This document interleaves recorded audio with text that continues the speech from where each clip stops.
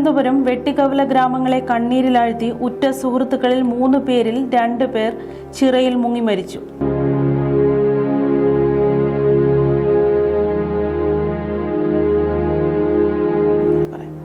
സദാനന്ദപുരത്ത് motel ജംഗ്ഷനിൽ നിന്നും വെട്ടിക്കവല പോകുന്ന റോഡിൽ കളിക്കളത്തോട് ചേർന്ന ഒരു ചിറയിലാണ് 2 യുവാക്കൾ മുങ്ങി മരിച്ചത്. കുമാർ ജയ ദമ്പതികളുടെ മകൻ 22 വയസ്സുകാരനായ ശ്രീജിത്തും ESIക്ക് നേരെ ഓപ്പോസിറ്റുള്ള മുരുകനാചാര്യയുടെ മകൻ ആകാശുമാണ് മുങ്ങി മരിച്ചത്.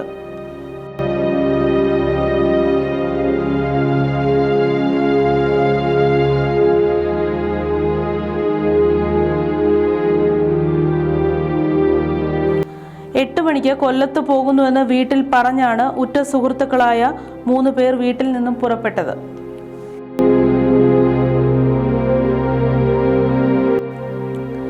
സംഭവസ്ഥലത്തെ നാട്ടുകാരാണ് 4 മണിയോടുകൂടി വീട്ടുകാരെ വിവരമറിയിക്കുന്നത്.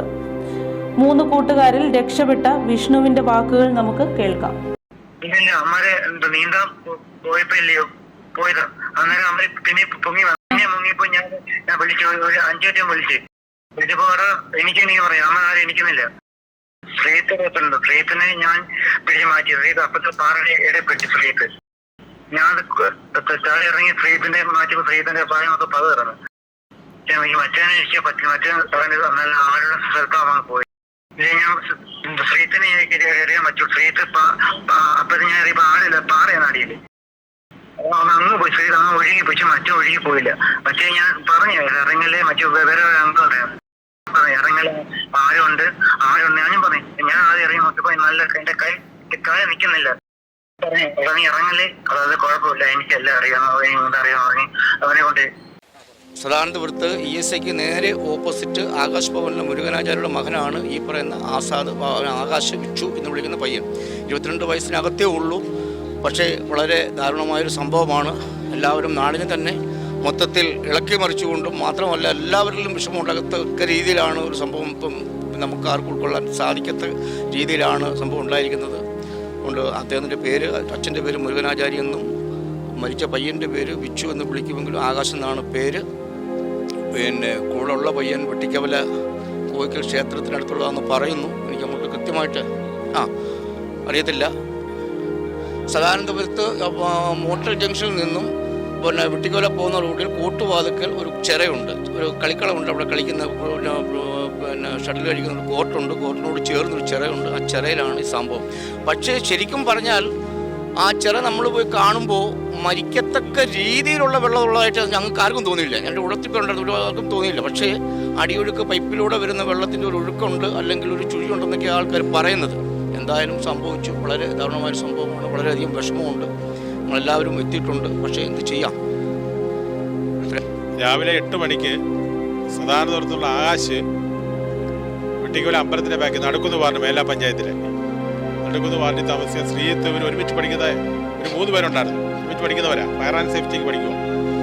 അപ്പോൾ ഈ കുമാർ അണ്ണൻ്റെ വീട്ടിൽ, അതായത് ശ്രീത്തിൻ്റെ അച്ഛൻ്റെ വീട്ടിൽ വന്നിട്ട് പിന്നെ കൊല്ലത്ത് വരെ പോകണം പറഞ്ഞ് ഇവർ 3 പേരോട് അവിടെ ഇറങ്ങുമായിരുന്നു കൊല്ലത്ത് പോകാൻ.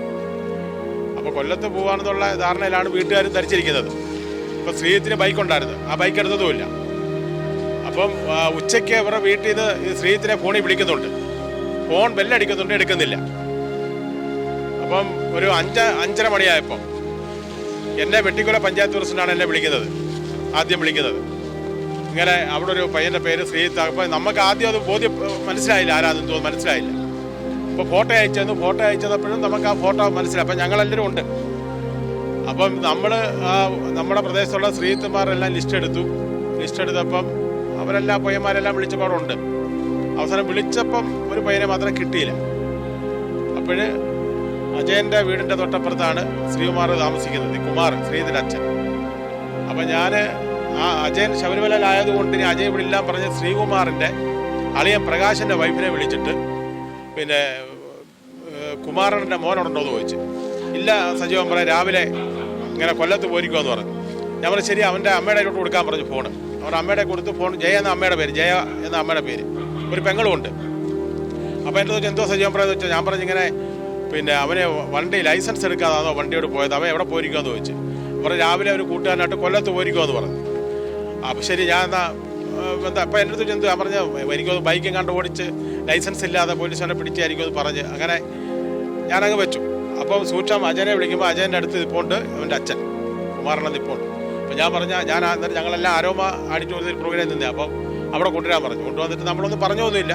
നേരെ ഇവിടെ വന്ന് ഞാനും അജയനും തുളസാവും രാജവും ഞങ്ങളെല്ലാം കയറി അത് ആളെ ബോധ്യപ്പെട്ട ശേഷം അച്ഛനെ ഇവിടെ കൊണ്ട് കാണിച്ചു. വീട്ടിലെ തിരിച്ച് ഞാൻ തന്നെ പുള്ളിയെ വീട്ടിൽ കൊണ്ടാക്കി. ഇതാണ് അതുമായി ബന്ധപ്പെട്ട്. പിന്നെ ഈ പയ്യൻ ഫയർ ആൻഡ് സേഫ്റ്റിക്ക് പഠിക്കുക, നല്ല സ്വഭാവമുള്ള ഒരു പയ്യനായിരുന്നു. 22 വയസ്സാണ് പയ്യനുള്ളത്. ഒരു പെങ്ങളുണ്ട്. ഈ കുമാർ പിന്നെ ഈ മേശ്ശേരി കോൺട്രാക്ട് വീട് പണി കോൺട്രാക്ട് എടുത്ത് ചെയ്യുക.